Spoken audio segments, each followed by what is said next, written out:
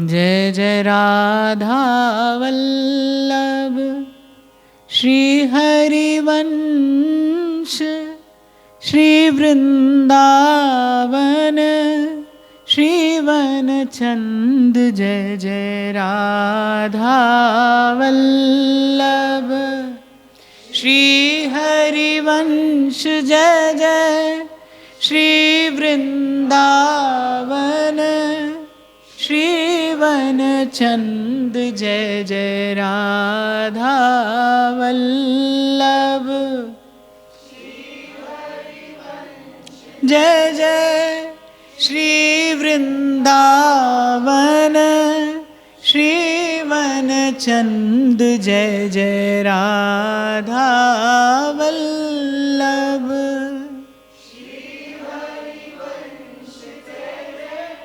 श्री वृंदावन श्रीवन चंद।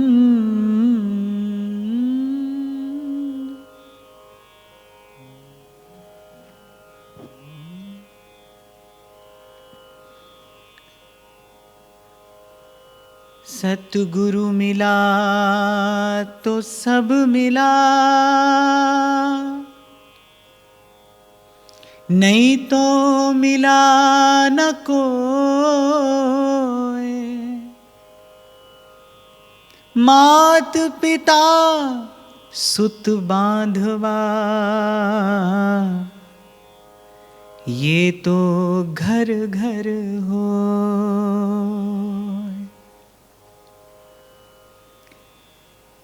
संत की वाणी है, कहते हैं सतगुरु मिला तो सब मिला, और नहीं तो मिला न कोई। अन्यथा मात पिता सुत बांधवा, ये तो घर घर हुए। और ये जो प्रथम चार शब्द सतगुरु मिला तो सब मिला, बड़े चिंतनीय हैं, विचार करने योग्य हैं। परम श्रद्धेय श्री स्वामी रामसुख दास जी महाराज कहते थे कि आप कहते हैं संत मिला, आप कहते हैं संत मिला, पर विचारो क्या वस्तुतः संत मिला। कहते हैं संत को देखना एक बात है और संत से मिलना दूसरी बात है। मिलना किसे कहते हैं?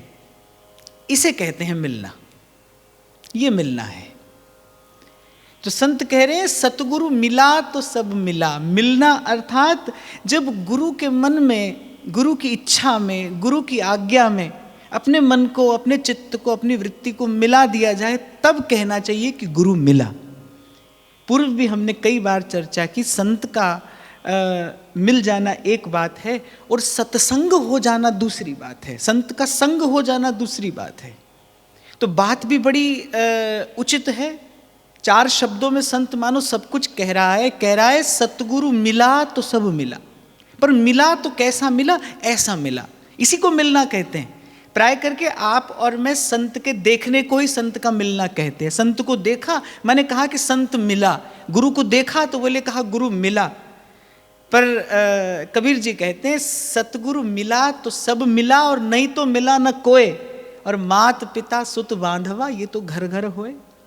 तो मुझे बात बड़ी प्रिय लगी और मैं इसका विचार कर रहा था कि वस्तुतः संत सद्गुरु से मिलना क्या है, इसी को मिलना कहते हैं। यही है मिलना। जब गुरु के मन में, गुरु की इच्छा में, गुरु की आज्ञा में अपना मन चित्त वृत्ति मिला दी जाए, उसी को कहते हैं सद्गुरु का मिलना। और ऐसे जो सद्गुरु से मिला है, इस प्रकार जो सद्गुरु से मिला है, उसको सब मिला है। इसीलिए संत ने कहा भाई सद्गुरु मिला तो सब मिला। और अगर ऐसे गुरु नहीं मिला तो फिर कह रहे हैं नहीं तो मिला न कोई। और बाकी जो आपको मुझे मिला है उसे तो संत मिलना कहते नहीं, वो तो कहते मात पिता सुत बांधवा, ये तो घर घर हुए। ये तो कहानी घर घर की है। और वैसे भी ये मिलना क्या है जो आज मिले और कल बिछड़ जाए। गुरु मिलता है तो फिर वो सदा सदा के लिए मिलता है। तहाँ नहीं प्रेम वियोग, तहाँ नहीं प्रेम वियोग। और फिर एक ठौर पर अन्यत्र आप कहते हैं सब कुछ गुरु के पास है, पाइए अपने भाग। सेवक मन सौंप्या रहे, रहे चरण सो लाग। कोई भी संत हो, भक्त हो, कोई भी भगवत प्राप्त महापुरुष हो, गुरु की अद्भुत महिमा सबने गाई है, अद्भुतोत्तम महिमा सबने गाई है। और यहाँ कहते हैं सब कुछ गुरु के पास है, सब कुछ गुरु के पास है, पर पाइए अपने भाग। इसलिए मैंने ये बात आरंभ की, यहाँ से विचार करना चाहिए भाई, गुरु मिला कि नहीं मिला। व्यास जी एक बड़ी पते की बात कहते हैं कि गुरु के माने शिष्य नहीं, शिष्य माने गुरु हुई। ये बड़ी अद्भुत बात है, बड़ी विचारणीय बात है कि अर्थात गुरु किसी को अपना शिष्य स्वीकार करे तो खबर नहीं उसे वस्तु मिले कि ना मिले, शिष्य गुरु स्वीकार करे, शिष्य गुरु को गुरु माने और शिष्य गुरु से मिले, अर्थात शिष्य गुरु के मन में मन मिलाए तो मानना चाहिए गुरु मिला। और अगर ऐसे गुरु मिला तो फिर सब मिला, सब में तो सब आते हैं ना। और एक स्थान पर तो पाठांतर ये भी मिलता है कि गुरु मिला तो हर मिला, और फिर नहीं तो मिला न कोई। और बाकी तो जो मिला वो तो कहते कुछ मिलना नहीं है, तो आज मिला है कल समाप्त हो जाएगा, मात पिता सुत बांधवा ये तो घर घर होए। अब यहां इस बात का विचार करके ये कहने में बड़ा संकोच होता है कि आपको और मुझे महाप्रभु मिले कि नहीं मिले। हम कहते हैं वे महाप्रभु मिले, महाप्रभु मिले, पर यहाँ इस बात का, इस तथ्य का विचार करो तो कहने में संकोच होता है कि महाप्रभु मिले कि नहीं मिले, क्योंकि मिलना तो इसी को कहते हैं। मिलने के बाद और प्रेम का मिलन हो तो फिर तो दो रह जाएं तो अर्थात मिलना नहीं हुआ, क्योंकि प्रेम का सहज स्वभाव है, करत दोइत एक। बड़ी बात सुधर्म बोधिनीकार कहते हैं कि कृपा पात्र सोई जानिए जो आज्ञावर्ती होए, कि गुरु की आज्ञा में रहने वाला कृपा पात्र हो जाता है, वो भगवत कृपा का पात्र होता है। और वस्तुतः गुरु की आज्ञा में रहना ही गुरु से मिलना है, इसी को कहना चाहिए गुरु मिला। अब ये बात विचार करें तो फिर ये तो कहने में संकोच होता है कि अभी हमको महाप्रभु मिले। हाँ, उनकी कृपा से उन्हें देखा है, उनकी कृपा से उनके निकट जाने का प्रयास कर रहे हैं, पर महाप्रभु मिले नहीं। महाप्रभु तो व्यास जी को मिले। एक बार श्री महाप्रभु जी के मुख से श्रवण किया, जय श्री हित हरिवंश प्रपंच वंश सब काल व्याल को खायो, और व्यास जी यह जिए जान श्याम श्यामा पद कमल संगी सिर नायो, और बस फिर व्यास जी ने मुड़कर नहीं देखा। हितजू तो सेवक जी को मिले, मिले तो ऐसे मिले, मिले तो ऐसे मिले जो फिर बिछड़े नहीं। हित जी महाराज मिले तो बीठल दास जी को मिले, सदगुरु मिला तो उन्हें मिला। आपने और मैंने तो अभी देखा है, आपने और मैंने तो अभी उन्हें केवल देखा है, मिले नहीं। मिल जाए तो फिर सतगुरु मिला तो सब मिला, फिर कुछ मिलना शेष नहीं रहता, कुछ पाना बाकी नहीं रहता। इसीलिए भाई विचार करना चाहिए, विचार करना चाहिए कि गुरु मिला कि नहीं मिला, गुरु के हो पाए कि नहीं हो पाए।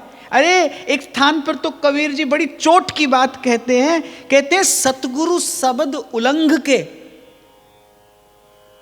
बोले सतगुरु शब्द उल्लंघ के और जो सेवक कहूं जाए, बोले जहां जाए तहां काल है।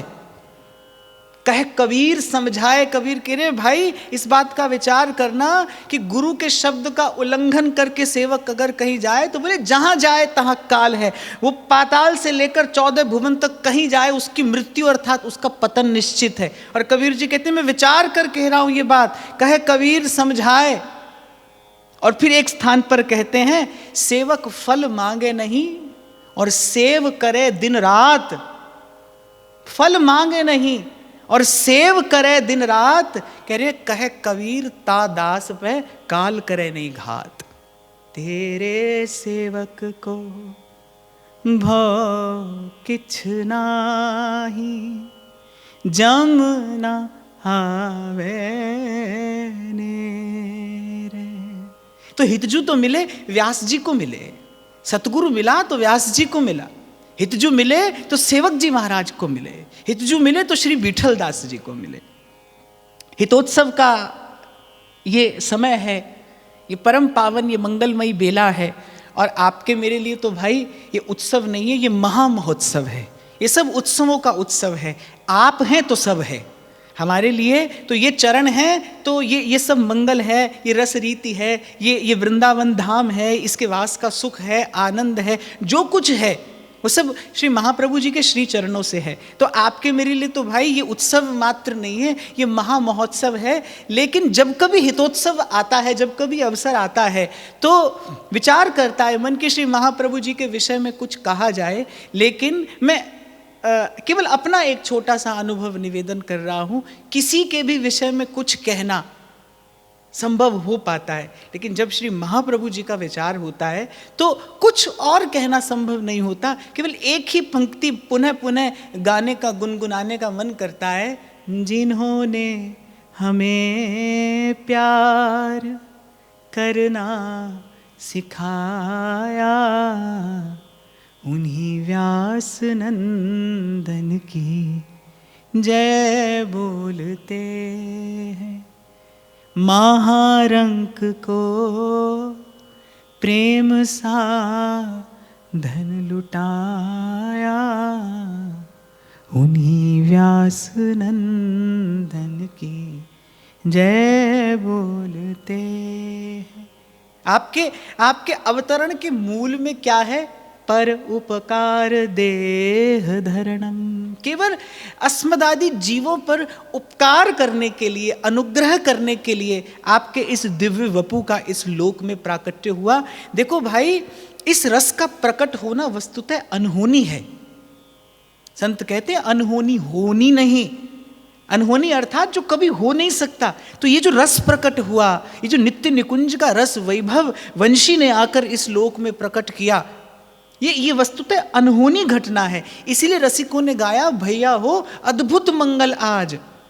ये अद्भुत मंगल है, न कभी हुआ और न फिर कभी पुनः होगा। न ये हुआ न कभी होगा, ये अनहोनी घटना घटी कि बस कृपा के परवश होकर सखियों की, सहचरियों की कृपा से ये बानक बना, ये भूमिका बनी, वंशी का प्राकट्य हुआ, वंशी का अवतरण हुआ। और वो रस, वो वृंदावन रस जो सबको सारा और नित सर्वोपरि जुगल विहारा, वो वृंदावन रस जो वस्तुतः आगम निगम अगोचर है। व्यास जी कह रहे हैं ना, आगम निगम अगोचर राधे। ये कौन सी राधा हैं जिनका रस, जिनकी क्रीड़ा, जिनकी केली इस वंशी ने इस लोक में आकर प्रवाहित की है, प्रवाहमान हुई ये धारा। ये कौन सी राधा है? आगम निगम अगोचर राधे।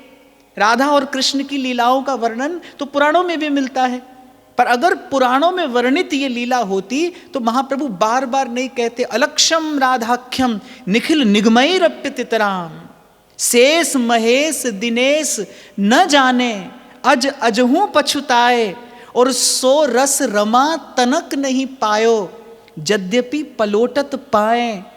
और फिर श्री नंददास जी कहते हैं, श्री वृषभानु सुता पद अंबुज जिनके सदा सहाय, यही रस मगन रहत ते निस दिन नंददास बलि जाए, नंददास बलि जाए। तो भाई ये अनहोनी घटना घटी।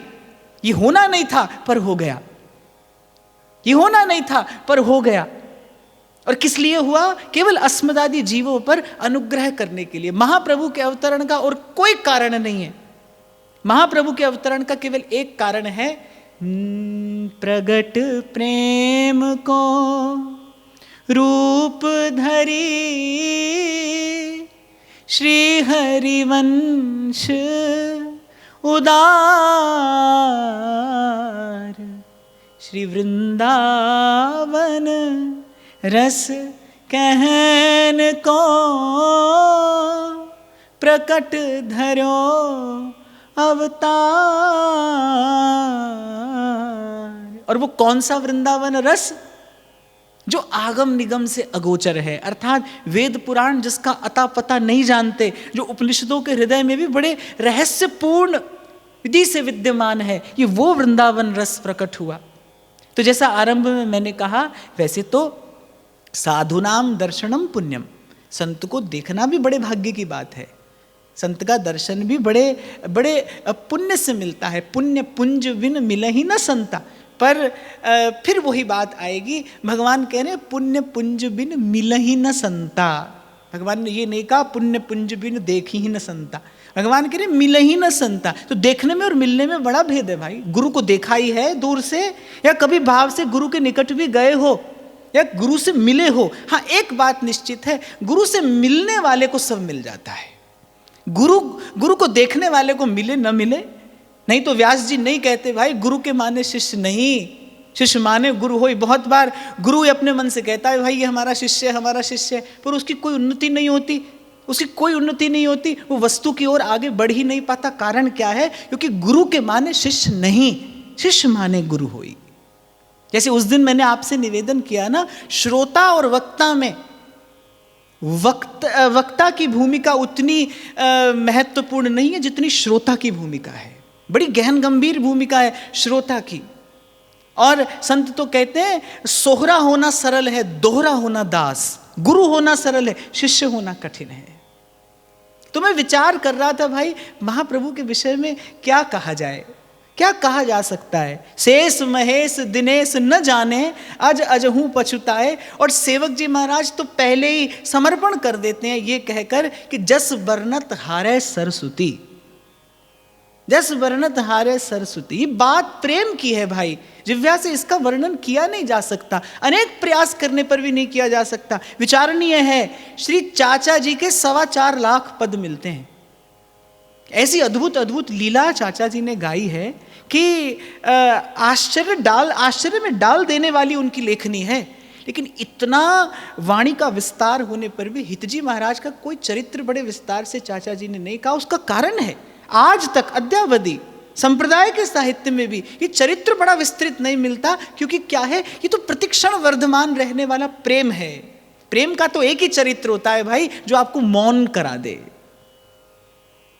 जो आपको मौन करा दे। इसका स्पर्श होते ही फिर न कहना शेष रहता है न सुनना शेष रहता है। भजन एकांत जिन मन समानी। सेवक जी ने संकेत किया, श्री हरिवंश नाम रस झिले, क्यों सोहे लोगन में मिले। तो मैं विचार कर रहा था भाई, सेवक जी को हितजू मिले, व्यास जी को हितजू मिले, विठल दास जी को हितजू मिले, जिनसे मिले हितजू, या जो हितजू को मिले भाई, उनके निकट जाकर अवश्य कुछ जाना जा सकता है कि कैसे हैं हमारे हितजू। वो बताते हैं कि ऐसे हैं हमारे हितजू। तो इसी भाव का चिंतन करते करते श्री जी की इच्छा भी थी, प्रेरणा भी थी कि महाप्रभु की वाणी जो हम सबको प्राप्त है, जो हमारे लिए जीवन आधार है, हमारे लिए नित्य निकुंज तक ले जाने वाली नौका है, उस वाणी में श्री चतुरासी जी हैं, सुट वाणी है, श्रीमद् राधा सुधा निधि है। लेकिन महाप्रभु के हार्द को प्रकट करने वाले ये महाप्रभु के 2 पत्र हैं जो उन्होंने विठल दास जी को लिखे। मुझे खबर नहीं है कि मैं इन पत्रों के विषय में कुछ कह पाऊंगा कि नहीं, क्योंकि मैं तो ये पत्र कभी पढ़ता भी हूं तो मन किसी ऐसे भाव से भर जाता है कि क्या हो पास में जो इन चरणों पर न्यौछावर करके और हृदय को आनंदित किया जाए। क्या हो पास में, क्या है हमारे पास जो इन चरणों पर न्यौछावर किया जा सके। कैसा प्रेम का स्वभाव क्या होता है, कैसा होता है प्रेम के हृदय में क्या है, प्रेम के हृदय में कैसा प्रेम है। आपके मेरे हृदय में तो प्रेम रहता है, पर महाप्रभु के ये 2 पत्र बताते हैं प्रेम के हृदय में क्या रहता है, प्रेम के हृदय में कैसा प्रेम है। अपने शिष्य पर ऐसा उत्कट अनुराग। और मुझे लगता है श्री महाप्रभु जी का परमोज्वल चरित्र प्रकट होता है इन 2 पत्रों से। वो परमोज्वल चरित्र कैसा होता है, एक गुरु का अपने शिष्य के प्रति अनुराग कैसी होती है, गुरु के मन में निष्कपट प्रीति। इतना तो मैं अवश्य आपको कहकर आगे बढ़ूंगा भाई। मनुष्य का देह मिलना भाग्य की बात है, और फिर ये देह मिल जाए और साथ में सत्संग की कृपा भी हो जाए तो बड़ भाग है। संत मिले तो बड़ भाग है, और सदगुरु मिले तो फिर तो कबीर जी कहते अनंत फल। तीर्थ नहाए एक फल, संत मिले फल 4, और सदगुरु मिले अनंत फल। कहे कबीर विचार। तो प्रयास करना भाई कि इस जीवन काल में तिनका बयार के बस होता है। श्री जी की कृपा की बयार चली और हम हम उड़कर यहाँ इस द्वार तक, इस दरबार तक आ गए। प्रयास करना भाई, ये जीवन मिला है और फिर इस जीवन में प्रिया जी ने अवसर दिया है, हमको अवसर मिला है इन चरणों को देखने का। प्रयास करना कि इस जीवन में कुछ ऐसा प्रयास हमसे बन पाए, कुछ ऐसा हम कर पाए कि जब इस संसार से जाएं तो हम भी कह सकें कि हमें हितजू मिले, हमें श्री महाप्रभु जी मिले। अभी तो देखा है हमने कि देखना भी सौभाग्य है, परम सौभाग्य, क्योंकि हम तो जिस पथ पर आगे बढ़ रहे हैं उसके लिए रसिक कहते हैं महाभाग्य परिपाक लब्ध राधा पदस प्रिया। ये आशा भी मिल जाए हमें, ये भी बड़ भाग है। आशा से दास्यम वृषभानु जाया स्तीरे समध्यास्य च भानु जाया। ये आशा भी पुण्यों का परिपाक है, पर प्रयास जरूर करना। यहाँ तक आए हो, भोली सखी कहती है भाल भाग राधा लिख्यो हित भोरी को भाग। हे स्वामिनी, मेरा बड़भाग्य तो देखिए, मेरी जिह्वा पर आपका नाम है। ऐसा लगता है कि विधाता ने आपके चरण कमल लिख दिए हैं मेरे भाग्य में, इसीलिए तो मुझे आशा बंधी है कि आज नहीं तो कल आपके ये चरण कमल मिलेंगे। पर ये जो मिलना शब्द है ना, कह सुन लेते हैं हम, कहते सुनते रहते हैं ये मिला वो मिला, कुछ नहीं मिला भाई, कुछ नहीं मिला, कोई नहीं मिला। विचार करना कौन है साथ, कौन अंग संग है आपके, कोई है?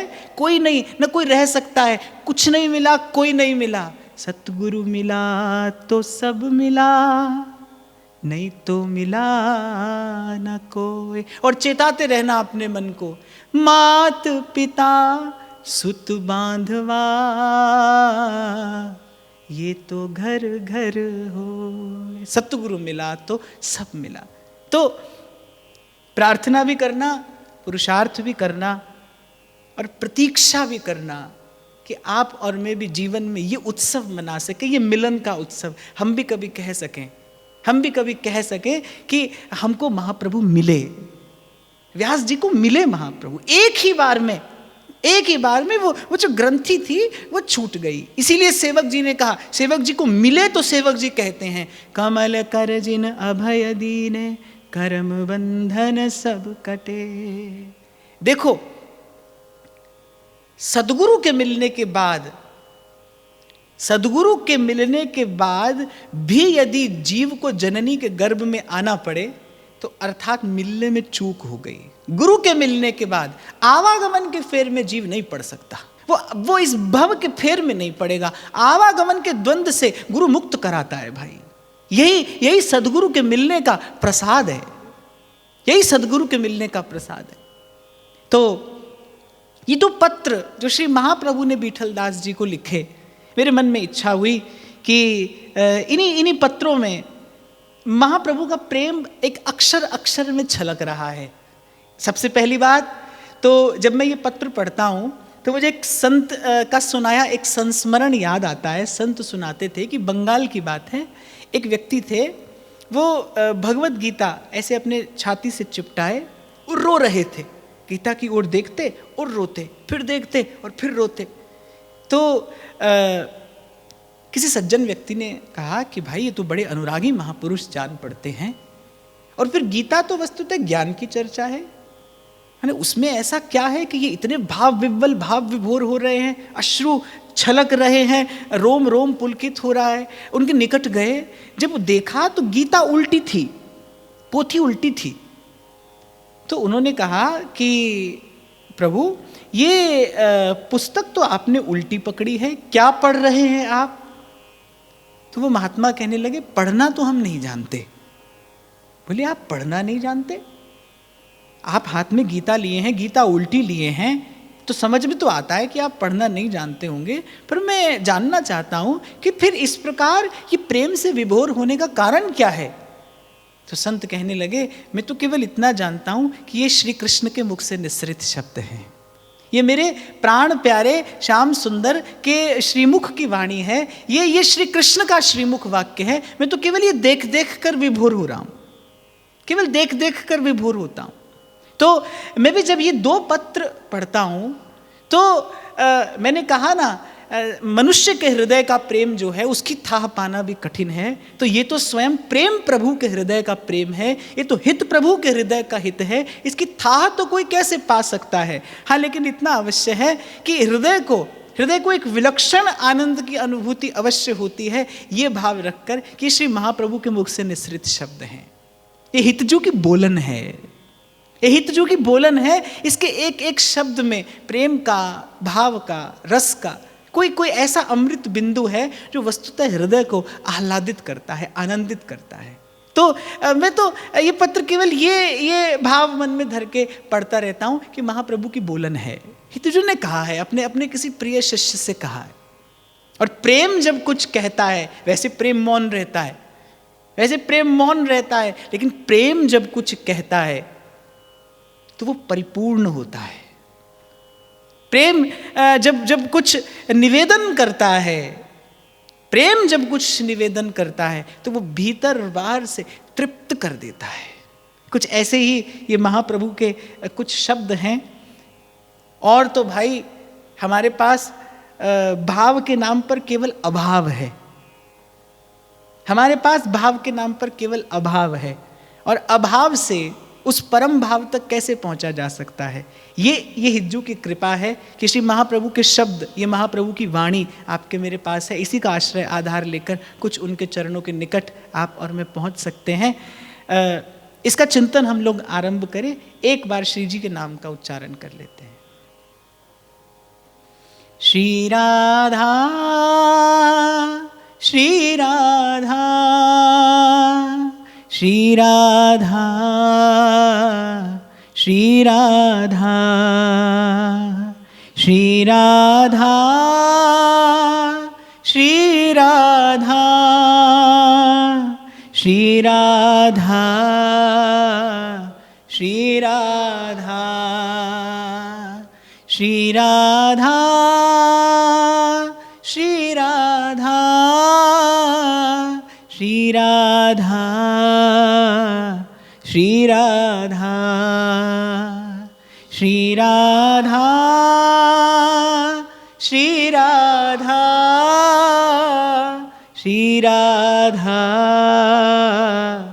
श्री राधा, राधा राधा, राधा राधा, राधा राधा, राधा राधा, राधा राधा, राधा राधा, राधा राधा, राधा, श्री राधा राधा राधा, राधा राधा, राधा राधा, राधा, राधा राधा, राधा राधा,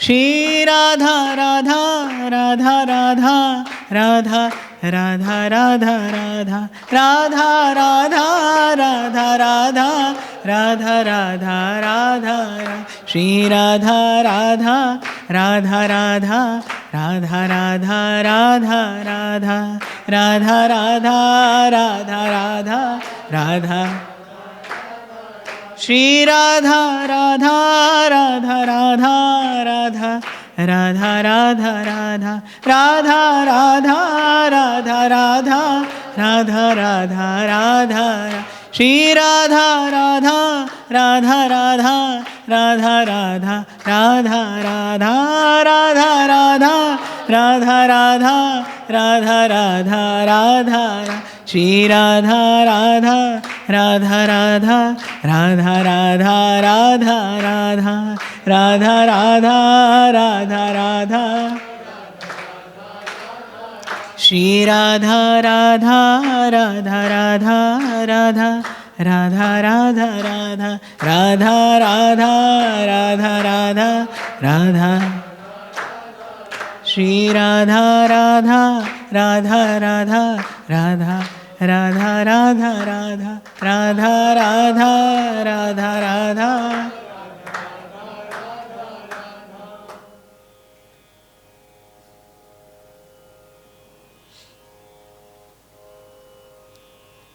तो सर्वप्रथम मैं निवेदन करूंगा कि इस घटना के घटने की भूमिका क्या रही। कभी कभी काल क्रम में कोई ऐसी घटना घट जाती है जिसका उत्सव ये अस्तित्व अनंत काल तक मनाता है। जैसा मैंने कहा, हितजू का प्रागट्य ऐसी ही एक घटना है, होनी नहीं थी पर हो गई।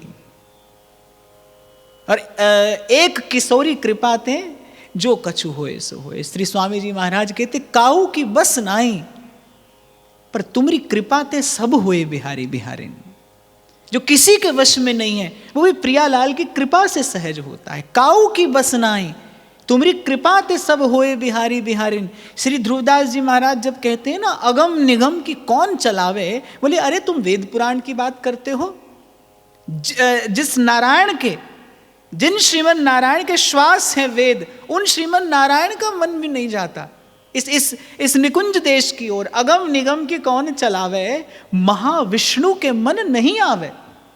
तो ये अनहोनी घटना घटी किसके बल पर, तुमरी कृपा ते सब होए बिहारी बिहारी। तो जिन बड़ भागियों को, जिन परम सौभाग्यशाली जनों को महाप्रभु मिले, उनके जीवन में कोई ऐसा प्रेम दीप जला, या मैं तो कहूंगा उनका जीवन ही ऐसा ज्योति स्तंभ बन गया जिसके आलोक में, जिसके प्रकाश में हम लोगों का मार्ग प्रशस्त हो रहा है। महाप्रभु के अत्यंत प्रिय शिष्य श्री विठलदास जी, महाप्रभु के चरणों का उत्कट अनुराग और श्री महाप्रभु की आज्ञा ही जिनका जीवन है, श्री महाप्रभु की आज्ञा ही जिनका जीवन है। एक बड़ी प्यारी बात संत कहते हैं, साहिब को जो ना रुचे वो हमसे नहीं हो। जो प्रभु को ना रुचे वो हमसे हो ही नहीं। ऐसा जीवन श्री विठलदास जी का। जब श्री महाप्रभु देवबंद से वृंदावन पधारे तो महाप्रभु के वियोग में, महाप्रभु के श्रीमुख चंद्र के दर्शन के वियोग में श्री विठलदास जी इतने व्याकुल रहे कि घर गृहस्थी होते हुए भी बस उस प्रेम के वशीभूत होकर श्री महाप्रभु जी के श्री चरणों में आकर उपस्थित हो गए। यद्यपि बड़े योग्य, विद्वान और वीर पुरुष थे और बड़ा सुंदर रीति से गृहस्थ का निर्वाह हो रहा था, पर मात पिता सुत बांधवा ये तो घर घर होए, सतगुरु मिले तो सब मिले। बस इसी भाव का विचार करके श्री महाप्रभु का अनुगमन करते करते वृंदावन धाम आ गए। यद्यपि यहां आकर गृहस्थ का निर्वाह करना कठिन हो गया, यहां आकर गृहस्थ का निर्वाह करना कठिन हो गया, लेकिन प्रत्येक प्रतिकूलता को मानो अपने प्राणाराध्य के श्रीमुख चंद्र के दर्शन पर न्यौछावर करते हुए बस श्री महाप्रभु का मुख देख देख कर जीवन धारण करते हैं। सौराष्ट्र के राजा, उनकी इच्छा हुई कि मैं विठलदास जी को अपना प्रधानमंत्री बनाऊं, क्योंकि मैंने आपको निवेदन किया कि बड़े योग्य, विद्वान और वीर महापुरुष थे, और सबसे बड़ी बात है धर्मपरायण थे, संस्कारी थे। तो राजा के मन में इच्छा हुई कि श्री विठलदास जी को मैं अपना प्रधानमंत्री, प्रधान सेवक के पद पर नियुक्त करूं। संध्या का समय था, यमुना का किनारा, श्री महाप्रभु कुछ कृपा पात्र जनों के संग बैठे थे। 2 अश्वारोही आए। सौराष्ट्र के राजा की ओर से श्री विठलदास जी के लिए एक संकेत आया है। राजा की ओर से संकेत आए और कोई बड़े आदर से लाए तो हम जैसा व्यक्ति कितना प्रसन्न हो। कहते विठलदास जी के तन मन प्राण व्याकुल हो गए कि राजा की ओर से संदेश आया है, क्या खबर आई होगी।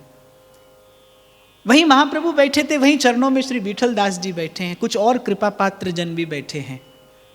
श्री विठलदास जी ने कहा यही गुरुदेव के सन्मुख ये पत्र पढ़कर सुनाओ।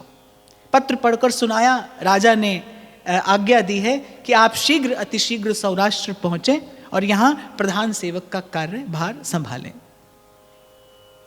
विठलदास जी के तो मानो प्राण पखेरु उड़ जाना चाहते थे। बड़ी आशा से श्री महाप्रभु जी के श्रीमुख की ओर देखा और महाप्रभु ने मंद मंद मुस्कुराते हुए कहा, विठलदास, ये पद प्राप्त करने के लिए तुमने कोई प्रयास तो नहीं किया, अर्थात ये तुम्हारा प्रारब्ध है, इसको ज्यों का त्यों स्वीकार करो, इसी में तुम्हारा कल्याण है, इसी में तुम्हारा मंगल है। अच्छा, जिनका दर्शन ही जीवन का आधार है वही श्री महाप्रभु कह रहे हैं कि विठलदास चले जाओ। और विठलदास कोई तर्क, कोई भी भाव, कोई भी शब्द महाप्रभु के श्री चरणों के सन्मुख नहीं रखते, केवल आंखों में अश्रु भरकर और अपना मुख नीचा कर लेते हैं। गुरु की आज्ञा में रहे, जो गुरु को रुचे। कबीर जी तो एक और बड़ी प्यारी बात कहते हैं, क्योंकि गुरु महिमा बड़ी सुंदर गाई है श्री कबीर साहब ने। वो कहते हैं कि हाँ, कहते हैं कि तू करे तो दूर परूं और दूरी दूरी कहे दूर जाऊं। कह रहे हैं कि हे प्रभु, हे गुरुदेव, मैं तो आपके द्वार का कुकर हूं।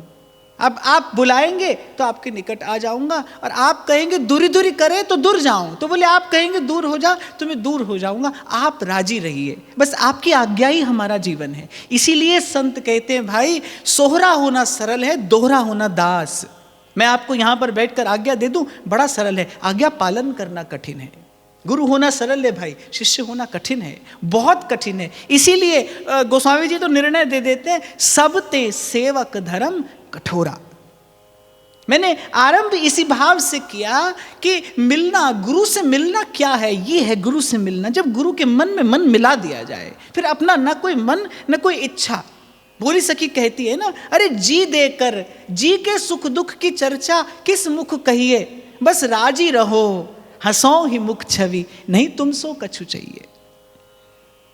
और फिर सेवक फल मांगे नहीं, सेव करे दिन रात, कहे कबीर तादास पे काल करे नहीं घात। महाप्रभु ने कहा, विठल दास, ये तुम्हारा प्रारब्ध है, इसे स्वीकार करो और चले जाओ।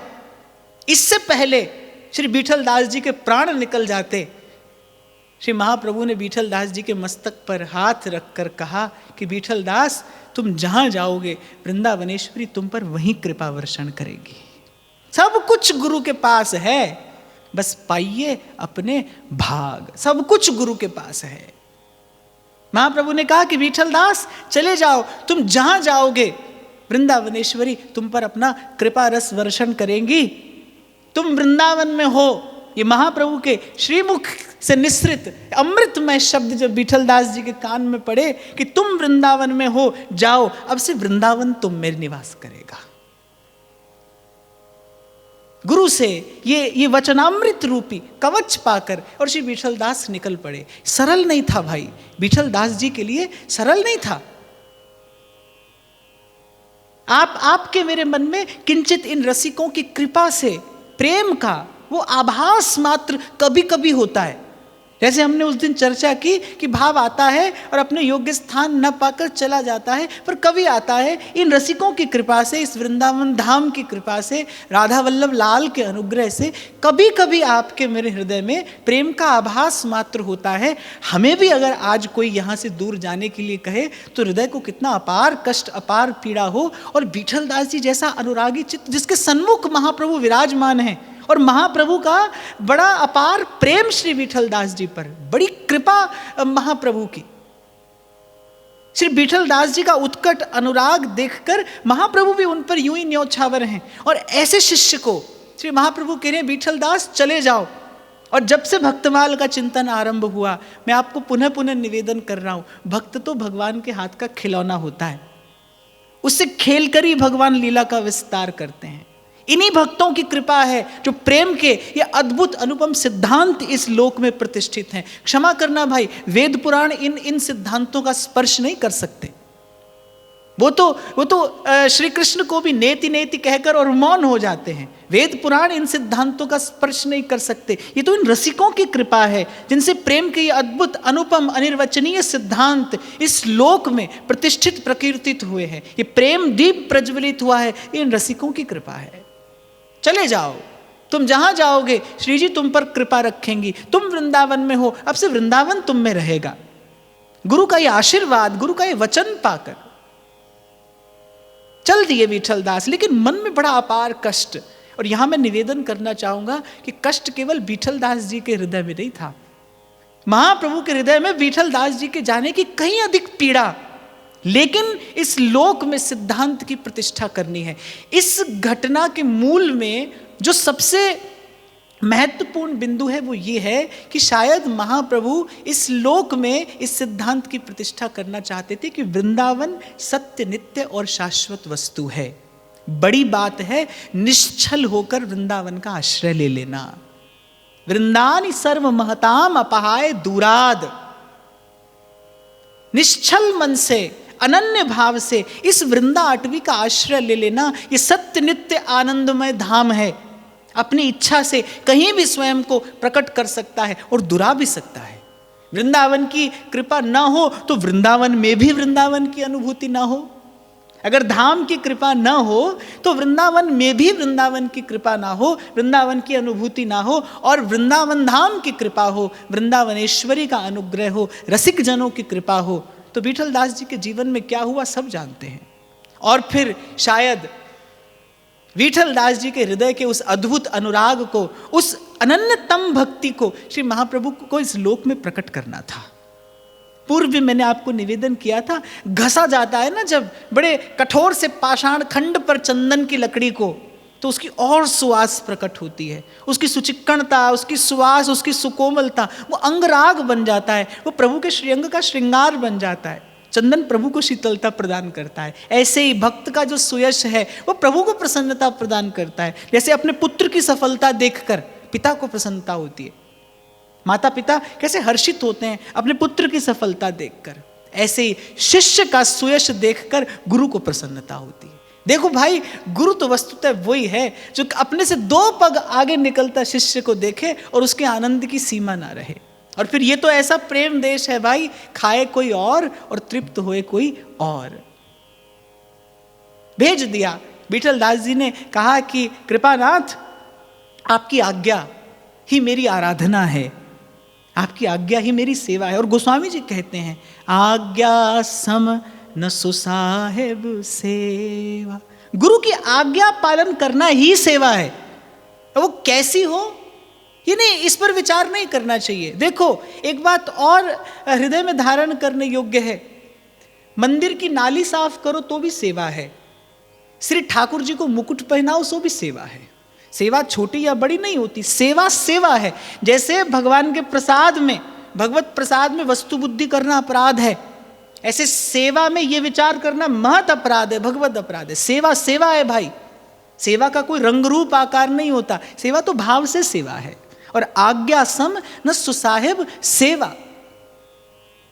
और फिर अभी मैंने आपसे कहा, कबीर साहब तो कहते तू करे तो ढुर परूं और दूर दूर कहे दूर जाऊं, बुलाए तो आ जाऊं और आप दूर कहें तो मैं दूर हो जाऊं। और एक स्थान पर आप कहते हैं कि द्वार धनी के पड़ रहो, धका धनी का खा, एक दिन धनी निवाजी है, पैदर छाड़ न जा।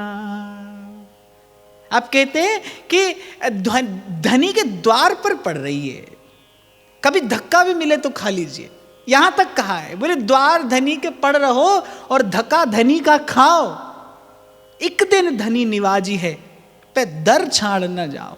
द्वार मत छोड़िए, एक दिन कृपा होगी भाई, कभी तो लाडली पूछेगी कौन पढ़ो दरबार। यहाँ के संत कब से गाते आ रहे, तो कह रहे अरे इस जीवन की अंतिम परिणति क्या है, मरना। जीवन का एकमात्र सत्य क्या है, मृत्यु। वो कह रहे अरे जो मेरो मरण को नेम है, अगर मरना निश्चित है तो पढ़ूं वृषभान के द्वार। कभी तो लाडली पूछेगी कि अरे कौन पढ़ो दरबार, कभी तो श्री जी कृपा करके पूछेंगी कौन पड़ा है इस द्वार पर। बस जिस क्षण उनकी दृष्टि पड़ेगी मुझ पर, उस क्षण मेरे सब कार्य सिद्ध हो जाएंगे, उस क्षण ये चित्त निष्काम हो जाएगा। जैसे मदन टेर के अंधे बाबा का प्रसंग मैं कभी सुनाया करता था। जब प्रिया प्रीतम सन्मुख हुए तो बाबा का एक ही जीवन व्रत था, रोना रोना और बस रोते रहना। रोते रोते श्यामा श्याम श्यामा श्याम श्यामा श्याम कहते थे। द्वार धनी के पड़ रहो। कोई पूछे क्या साधना करते हैं, बोले रोते रहते हैं। श्यामा श्याम का नाम रटते बस रोते हैं, यही उनकी साधना है, यही उनकी उपासना। पढ़े लिखे थे नहीं और इतना रोए कि नेत्रों की ज्योति चली गई। पर एक दिन धनी निवाजी है। साधारण से संसारी के द्वार पर भी कोई जाकर पड़ जाए तो भाई भूखा हो तो रोटी मिलती है, नंगा हो तो वस्त्र मिलता है, प्यासा हो तो पानी मिलता है, वस्तु मिल जाती है। एक उदार व्यक्ति के द्वार पर भी जाकर पड़ जाओ और यहाँ करुणा सिंधु के, करुणामयी के जिनकी करुणा की कोई उपमा नहीं है, उनके द्वार पर आकर पड़े हैं, एक दिन धनी निवाजी है, पे दर छाड़ न जाए। तो प्रिया प्रीतम आ गए बाबा के सन्मुख। अच्छा, श्री ठाकुर जी को तो रोना प्रिय है, हाँ, वो तो रोते भी हैं श्री जी के प्रेम में, रुलाते भी हैं। ब्रज के संत तो यही कहते हैं, जिस पर तुम हो रीझते क्या देते यदुवीर, रोना धोना सिसकना आहों की जागीर। पर हमारी प्रिया जी को केवल हंसना प्रिय है।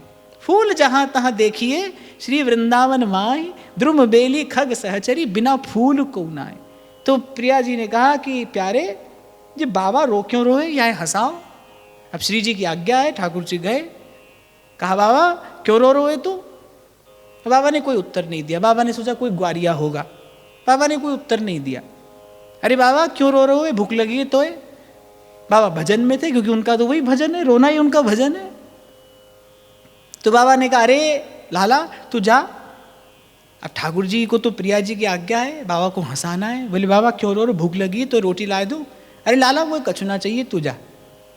फिर ठाकुर जी ने कहा, कुछ और कहा। अब तो बाबा खींच गए। अब प्रिया जी ने कहा प्यारे तुम पे ना हंसे वो, लो मैं आए हंसाऊं। श्री जी आगे गई। प्रिया जी ने कहा कि क्यों रो रहे बाबा, तेरे कोई अपनो ना है। तो बाबा कहने लगे लाली मैं या काज ना रो रू, मेरो अपनो ना है, पर दुख या बात को है कि जो मेरे अपने हैं बिन्ने मोह बिसार दियो। सारो जीवन है गयो लाली, और अब तक बिन्ने आए कि मेरी कोई सुध ना आए ली। कौन है तेरो अपनो बाबा। अरे वही नंद को छोरा और ब्रजभान की लाली, मेरे तो बस वही दो ही अपने हैं। को ये समझे ना समझे, हमको इतनी समझ भली है, ठाकुर हमरे नंद लला है, ठकुरानी वृषभान लली है, बस वही दो ही मेरे अपने हैं। तो बस दुखमय या बात को है कि बिन दोनों ने मोह बिसार दियो। और लाली वहां नंद के लाला का स्वभाव तो मैं जानूं, पर दुख तो या बात को है कि वाके संग रहते रहते हमारी लाली राधाओं वैसी हो गई। अब तो प्रिया जी पर रहा नहीं गया, और प्रिया जी ने कहा अरे बाबा मेरे काजे ऐसो कह रहे हो, मैं तो ऐसी ना भाई। अब श्री ठाकुर जी ने हाथ पकड़ा कि आप तो स्वयं को प्रकट कर रही हैं। तो प्रिया जी ने कहा अच्छा बाबा एक बात बता, तो सूझे तो है ना है, तो दी से तो है ना है, जब वो तेरे सन्मुख आवेंगे तो तू उनको पहचानेगो कैसे, बड़ो भोरो है तू तो बाबा ने कहा लाली भूरी तो तू है, जब श्री जी आवेंगी और अपने कर कमलन से मेरे नेत्रन को छी देंगी तो इनमें ज्योति ना आ जाएगी। अरे झट से इनको देख लूंगा, इनके चरणन से लिपट जाऊंगा। और बस रोते रोते बाबा कहे जा रहे हैं, और विगलित हो गया श्री जी का चित्त। इससे पहले तो बाबा अपनी बात पूरी करते, श्री जी ने अपना वरद हस्त रख दिया बाबा के मस्तक पर, कमल की भांति नेत्र खुल गए, और सन्मुख इंद्र नील मणि श्याम मनोहर, सात कुंभ तन गोरी, श्री राधा मोहन जू की जोरी। कृत कृत हो गए, निहाल हो गए बाबा, रोकर पा लिया प्रिया प्रीतम को। तो द्वार धनी के पड़ रहो, द्वार धनी के पड़ रहो, एक दिन धनी निवाजी है, ये बात निश्चित है। यहां तक आना कोई मात्र पुण्य है, कोई पुरुषार्थ, कोई आपका मेरा संकल्प नहीं है। यहां तक आना केवल केवल केवल आचार्य की कृपा है, और कृपा का कोई हेतु नहीं होता, इसीलिए कृपा को अहेतु की कृपा कहा जाता है। ये जो आप पर मुझ पर बरसा है, ये करुणा का जल, ये क्या है, अहेतु की कृपा है, जिसने मन प्राणों को भिगो दिया है। अब तो बस द्वार धनी के पड़ रहो, अब तो इन चरणों को पकड़े रहना है। तो विठलदास जी ने श्री चरण पकड़कर केवल इतना कहा कि कृपानाथ आपकी आज्ञा मेरा जीवन है, इसी के लिए मैंने जीवन धारण किया है, आपकी प्रसन्नता में मेरी प्रसन्नता है। पीड़ा विठलदास जी के हृदय में भी है, और उससे अनंत गुना कष्ट श्री महाप्रभु के हृदय में है। विठलदास को ये कहना कि चले जाओ विठलदास, ये तुम्हारा प्रारब्ध है। विठलदास जी ने कहा आपकी आज्ञा हो तो मैं एक चित्र आपका अपने साथ लेकर जाना चाहता हूं। अच्छा देखो, श्री विठलदास जी राधा वल्लभ लाल का चित्रपट भी ले जा सकते थे, राधा वल्लभ लाल का चित्र बनाकर ले जाते, पर यहां मैं आपको एक बात निवेदन करना चाहूंगा। श्री महाप्रभु का प्राकट्य दिवस है, ये उनके अवतरण की मंगलमयी बेला है। यही इस संप्रदाय का सिद्धांत है, रहस्य है और सार है कि वस्तुतः ह अक्षर में हरि बसें, रामे राधा नाम, व अक्षर वृंदा विपिन, स सहचरी अभिराम। पंचम प्रकरण में जब श्री सेवक जी कहते हैं विद्या हरिवंश मंत्र चतुर अक्षर जपत सिद्धि भव उद्धरणम, जय जय हरिवंश जगत मंगल पर श्री हरिवंश चरण शरणम। वस्तुतः श्री महाप्रभु के रूप में वो नित्य विहार ही प्रकट हुआ है। ये नित्य विहार रूपी चतुष्टय ही महाप्रभु के स्वरूप में प्रकट हुआ है। रसिकों ने, जिनको मिले हैं महाप्रभु, वो ये रहस्य जानते हैं। इसीलिए मैंने कहा कि बीठल दास जी से मिले हैं महाप्रभु, बीठल दास जी को सदगुरु मिले तो देख लिया कि ये कोई साधारण वपु नहीं है। इसी में प्रिया है, इसी में लाल है, इसी में वृंदावन है, और इसी में वो सहचरी का भाव भी छुपा है। तो महाप्रभु न तो केवल कृष्ण है, न केवल महाप्रभु श्री राधा हैं, न वृंदावन न सहचरी, हरि राधा और वृंदावन सहचरी का वो जो चतुष्टय है, वो जो प्रेम है, वो जो नित्य विहार है, वो आगम निगम से अलक्षित जो रस रहस्य है, वही श्री महाप्रभु का रूप लेकर, वपु लेकर अवतरित हुआ। प्रकट प्रेम को रूप धरी श्री हरिवंश उदार वृंदावन रस कहन को प्रकट धर्यो अवतार। उपनिषद कहता है भगवान तक जाने का मार्ग भगवान ही जानते हैं, प्रेम तक पहुंचने का मार्ग प्रेम ही जानता है। इसीलिए उस विशुद्ध प्रेम तक पहुंचने का मार्ग इस संसार को बताना था, तो स्वयं वो विशुद्ध प्रेम ही प्रकट हुआ। एक बात और मैं आपको निवेदन करूंगा, इससे तनिक भी कम यदि आप समझ पाए तो वस्तु प्राप्त होने में संशय है। इससे कम नहीं समझा जा सकता। यही एकमात्र सत्य है कि श्री महाप्रभु के रूप में केवल हरि नहीं, केवल राधा नहीं, वो नित्य विहार प्रकट हुआ है। जब सेवक जी महाराज कहते श्री हरिवंश करत नित केली, कबहुक निर्मित तरल हिंडोला, झूलत पूरत करत कलोला। पूरी की पूरी सेवक वाणी केवल इसी सिद्धांत की प्रतिष्ठा करती है कि श्री महाप्रभु जी के रूप में नित्य विहार प्रकट हुआ। कौन सा नित्य विहार? जो चंद्र मिटे, दिन कर मिटे, मिटे त्रिगुण विस्तार, फिर दृढ़व्रत श्री हरिवंश को मिटे न नित्य विहार। ले जा सकते थे, बीठल दास जी ले जाते राधा वल्लभ लाल का चित्र बनाकर, पर श्री महाप्रभु का चित्र लेकर जाते हैं। गुरु के प्रति निष्ठा भी है, ये सदगुरु के चरणों में समर्पण भी है, सदगुरु के चरणों की उत्कट अनन्य प्रीति भी है, परंतु ये रहस्य भी है कि महाप्रभु ही नित्य विहार के रूप में प्रकट है। ये जो नाम है, ये नित्य विहार का बीज मंत्र है। इसीलिए उस दिन मैंने आपको निवेदन किया था, भाई कोई अन्यथा बात विचार अपने मन में न लाना, संपूर्ण निष्ठा से, संपूर्ण शक्ति से इसी नाम का आश्रय आधार लेना। इसी नाम में नित्य विहार छिपा है, जैसे बीज में वृक्ष छिपा रहता है, इसी नाम में नित्य विहार छिपा है। इसीलिए श्री हरिवंश नाम नित्य कहो, और नाम प्रताप नाम फल लहो, नाम हमारी गति सदा। और वैसे भी श्री ठाकुर जी कहते हैं महाजनो येन गतः सपंथाः। जिस रास्ते पर महापुरुष चलकर जाते हैं, जिस रास्ते पर गुरुजन चलकर जाते हैं, जिस मार्ग पर श्रेष्ठ जन होकर गए हैं, आपको मुझे उसी मार्ग पर चलना है। हमें रास्तों की जरूरत नहीं है, हमें तेरे कदमों के निशान मिल गए। बीठल दास जी ने मार्ग बनाया है आपके मेरे लिए, ले गए, श्री महाप्रभु का चित्र बनाकर ले गए।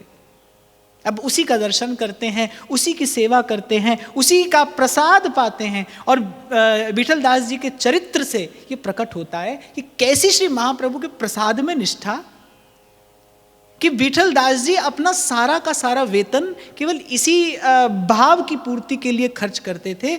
2 अश्वारोही नित्य आते थे और श्री वृंदावन धाम से श्री महाप्रभु जी का उच्छिष्ट और चरणामृत लेकर जाते थे। श्री महाप्रभु जी के चरणों का वो अमृत और महाप्रभु जी का उच्छिष्ट प्रसाद, यही बीठल दास जी का जीवन आधार रहा।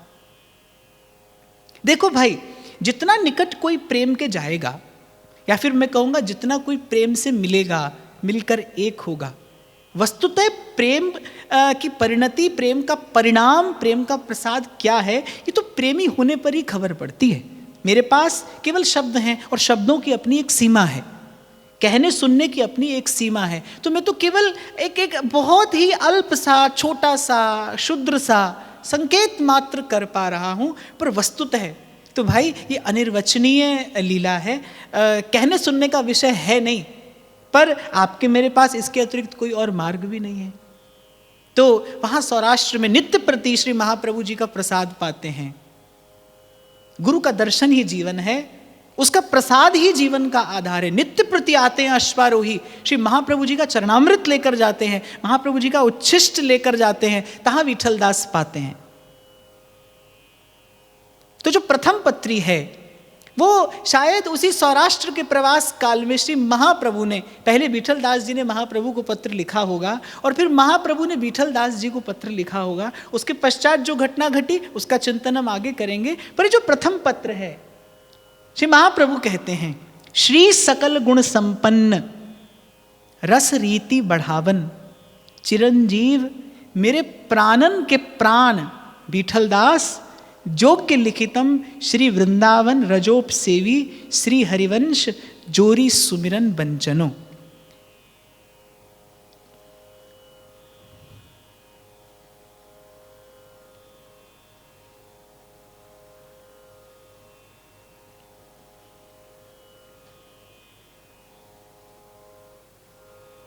कितना सुकोमल, कितना सुकुमार और कितना विनम्र होता है प्रेम। शिष्य को संबोधन देते हैं महाप्रभु श्री सकल गुण संपन्न, सर्व सद्गुण संपन्न मेरे प्राणों के प्राण। एक और बात, आप और मैं शब्दों का दुरुपयोग करते हैं जीवन में। आपसे बहुत प्रेम करते हैं, उससे बहुत प्रेम करते हैं। प्रेम तो हमारे लिए बस ऐसे ही किसी चिड़िया का नाम है, जब चाहे हाथ में रखा और उड़ा दिया। हम लोगों के लिए तो प्रेम ऐसा है, पर ये प्रेम के शब्द हैं। जब महाप्रभु कह रहे हैं ना मेरे प्राणन के प्राण, इसलिए मैंने कहा भाई ये दो पत्र वस्तुतः चर्चा का विषय नहीं है, ये चर्चा का विषय है नहीं। मैं कर कर दृष्टता कर रहा हूं, लेकिन केवल इसलिए कि महाप्रभु के प्रागट्य की बेला है, महाप्रभु के शब्दों का आधार लेकर कुछ महाप्रभु के निकट जाना चाहते हैं। आप ही का दिया ये मार्ग है, इसके अतिरिक्त हमारे पास कोई और युक्ति भी नहीं है। वस्तुतः ये केवल अनुभव का और आस्वादन का विषय है। महाप्रभु कह रहे श्री सकल गुण संपन्न रस रीति बढ़ावन, अर्थात गर्व है मुझे तुम पर कि जो रस रीति मेरे माध्यम से वृंदावनेश्वरी ने इस लोक में प्रतिष्ठित की, तुमने उसको बढ़ाया है। रस रीति बढ़ावन चिरंजीव। फिर जब महाप्रभु कह रहे ना मेरे प्राणन के प्राण, यहां महाप्रभु के प्राण कौन है? श्री प्रिया प्रीतम। श्री प्रिया प्रीतम श्री महाप्रभु जी के प्राण हैं और महाप्रभु विठलदास जी से कह रहे हैं मैं जानता हूं कि तुम मेरे प्राणों के भी प्राण हो, अर्थात श्री प्रिया प्रीतम का तुम पर कितना अनुराग है ये मैं जानता हूं। तो महाप्रभु ने संकेत किया है कि विठलदास की भक्ति वस्तुतः क्या है। देखो ये दो पत्र प्रकट हुए, इसके मूल में महाप्रभु की इच्छा होगी कि काल क्रम में महाप्रभु की अन्य रचनाओं के साथ ये दो पत्र भी प्रकट रहें, आपको मुझे उपलब्ध हुए, ये महाप्रभु की इच्छा होगी। क्यों? क्योंकि महाप्रभु की इच्छा ना होती तो ये वस्तु छिप जाती। पर ये दो पत्र प्रकट होते हैं किस लिए? विठलदास जी की भक्ति को प्रतिष्ठित करने के लिए कि ये मार्ग वस्तुतः है कैसा गुरु है यहाँ पर, कैसा शिष्य है, कैसा गुरु है, कितने आदर से संबोधन देता है अपने शिष्य को। श्री सकल गुण संपन्न रस रीति बढ़ावन। मैं जानता हूं कि तुमने अपनी सेवा से, तुमने अपनी योग्यता से मेरे भाव का कितना सुंदर विस्तार किया है। और फिर कहते हैं मेरे प्राणन के प्राण विठलदास जोग्य लिखितम, और स्वयं को क्या कहते हैं? श्री वृंदावन रजोप सेवी। स्वयं को श्री महाप्रभु क्या कह रहे हैं? श्री वृंदावन रजोप सेवी, और मैं वृंदावन की रज का सेवक श्री हरिवंश जोरी सुमिरन वंचनो, अर्थात मेरी ओर से श्री प्रिया प्रीतम का स्मरण। तो ये प्रथम पंक्ति भी पढ़ी जाती है तो मेरे मन में आता है कैसा विनम्र होता है प्रेम। शायद महाप्रभु इसीलिए कहते हैं कि जागृत स्वप्न सुषुप्तिषु स्फुरतु में राधा पदाब्ज छठा। उसकी पहुंच सबसे ऊपर है भाई, प्रेम की पहुंच सबसे ऊपर है, लेकिन प्रेम की दृष्टि सबसे नीचे। प्रेम कभी चरणों के अतिरिक्त कहीं देखना ही नहीं चाहता। शायद इसी रीति से प्रेम की धारा प्रवाहित होती है, शायद इसी रीति से प्रेम की धारा प्रवाहित होती है। प्रेम सदा चरणों की ओर ही देखता है। जैसे जल जहाँ निवान होता है वहीं बहता है ना, ऐसे प्रेम भी जहाँ ढलान होती है बस उसी ओर बह जाता है। कोई खींच तान कर थोड़ी प्रेम मिलता है, मांग तांग कर प्रेम मिलता है क्या? नहीं मिलता है भाई। जहाँ जहाँ हृदय की ढलान होती, जहाँ विनम्रता होती है, प्रेम की धारा बस उसी ओर बह जाती है। कोई लड़ झगड़ कर, खींच तान कर, युद्ध करके प्राप्त करने वाली, जीत कर पाने वाली वस्तु नहीं है प्रेम। प्रेम तो स्वयं को हार कर पाया जाता है। प्रेम जीत कर नहीं पाया जाता भाई, जीत कर तो संसार मिलता है, स्वयं को हार कर प्रेम पाया जाता है। हारे ही रस पाइए, इसलिए ध्रुवदास जी कह रहे उल्टी प्रेम की चाल। यहां पर तो हार का ही उत्सव मनाया जाता है। ऐसा कहते हैं रसकुल्लाकार, रसकुल्ला में कहते हैं अगर श्री जी किसी दिन श्री लाल जी से आप कहकर कुछ वार्ता करें तो श्री ठाकुर जी को लगता है कि आज शायद प्रिया जी रुष्ट हैं। अगर श्री जी आप कहकर संबोधन दें तो श्री लाल जी को लगता है कि आज श्री स्वामिनी जी रुष्ट हैं। तुम कहकर बात करें तो उन्हें थोड़ा अच्छा लगता है, तुम कहकर बात करें तो अच्छा लगता है। और जिस दिन प्रिया जी तू कहकर कुछ कहती हैं उस दिन तो लाल जी के लिए उत्सव हो जाता है। यद्यपि सकल लोक चूड़ामणि पे दीन अपन को माने, बस इसी बात पर तो रिझाए प्रेम। और महाप्रभु कह रहे भाई प्रीत की रीत रंगीलो ही जाने। सबसे बड़ा भक्त श्री कृष्ण है, रसिक शेखर तो वो हैं ही, रसिक शेखर तो वो है ही। और मैं कहता हूं सब रसिकों के गुरु भी श्याम सुंदर हैं, सुख सागर नागर गुरु। प्रीत की रीत तो रंगीला ही जानता है, प्रीत की रीत तो प्रियतम ही जानते हैं। कै जाने वृषभान नंदिनी और कै जाने ये कान्हर कारो। तो ये प्रथम पंक्ति बताती है कि कितने सुंदर सुंदर संबोधन, कितने आदर सम्मान से युक्त संबोधन गुरु दे रहा है अपने शिष्य को।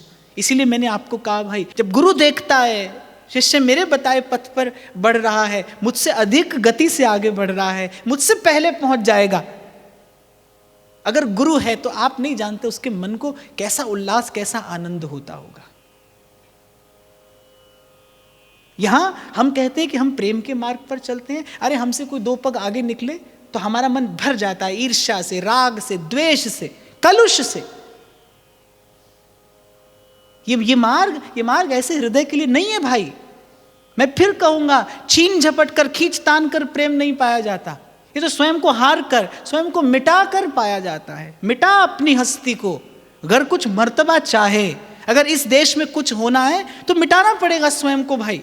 मिटा अपनी हस्ती को, अगर कुछ मर्तबा चाहे, दाना खाक में मिलके गुले गुलजार होता है। यहां देखिए अब स्वयं को क्या कह रहे हैं महाप्रभु, वृंदावन रजोप सेवी, और मैं वृंदावन की रज का सेवक, वृंदावन की रज का सेवक, वृंदावन की रज का सेवन करने वाला, वृंदावन की रज ही जिसका जीवन आधार है, ऐसे श्री हरिवंश मेरी ओर से प्रिया प्रीतम का स्मरण है। फिर कहते हैं जोरी सुमिरन मत रहो। सार का सार यही है कि बस प्रियालाल के स्मरण में तुम मत बने रहो, तुम आनंद में रहो। जोरी जो है सुख बरसत है। और ये कहकर शायद महाप्रभु वृंदावन से भाव का प्रसाद विठल दास जी के लिए भेज रहे हैं। बनी राधा मोहन जू की जोरी, इंद्र नीलमणि श्याम मनोहर, शात कुंभ तन गोरी जोरी। जोरी जो है सुख बरसत हैं, तुम कुशल स्वरूप हो, तिहारे हस्ताक्षर बारंबार आवत हैं, सुख अमृत स्वरूप हैं, पत्री बाचत आनंद उमड़ चले हैं। महाप्रभु कह रहे तुम प्रसन्न हो, तुम कुशल हो, बस मुझे तो इसी में आनंद है। तिहारे हस्ताक्षर बार बार आवत हैं। श्री महाप्रभु कह रहे तुम्हारा पत्र बार बार आता है, मेरे लिए सुख अमृत स्वरूप है। एक और बात मैं आपको यहाँ कहूँगा, यहाँ कोई भी शब्द अतिशयोक्ति नहीं है। यहाँ कोई भी शब्द किसी के मन को क्षण भर का सुख देने के लिए नहीं कहा जा रहा। ये महाप्रभु के हृदय के उद्गार हैं, अपने शिष्य के प्रति प्रकट करते हैं। प्रकट करते कैसी प्रीति है गुरु के हृदय में अपने शिष्य के प्रति। तुम्हारे हस्ताक्षर बारंबार आवत हैं, पत्री बाचत आनंद उमड़ चले हैं। आहा। और फिर कहते हैं मेरी बुद्धि को इतनी शक्ति ना ही जो कह सकूं। श्री महाप्रभु कह रहे हैं मेरे पास ऐसी सामर्थ्य नहीं है कि मैं बता सकूं कि तुम्हारा पत्र आता है तो मेरे हृदय को कितनी प्रसन्नता होती है।